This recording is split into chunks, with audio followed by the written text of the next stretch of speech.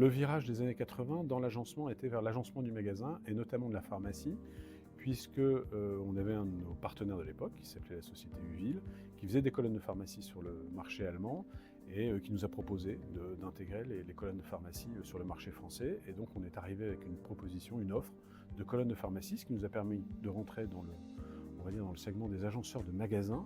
Et ensuite, les agenceurs de magasins font aussi du meuble. Donc on retrouvait aussi toute la quincaillerie de meubles, que ce soit des poignées, des boutons, des roulettes, des charnières, peut-être un petit peu plus spécifiques. Et ça nous a permis aussi d'adapter notre offre spécifiquement vers le magasin.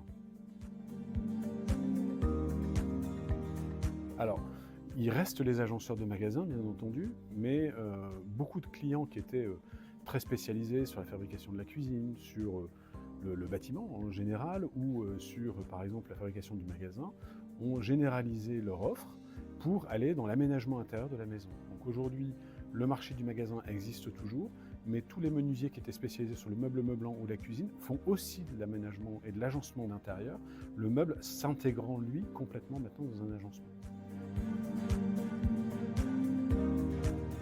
D'abord, il y a cette expertise qui est arrivée au fil des années, et le fait d'être arrivé par le meuble, et puis d'être concentré uniquement sur le meuble et maintenant sur l'agencement, c'est-à-dire tout ce qui va venir équiper l'intérieur d'une pièce, fait qu'on a un niveau de connaissance important.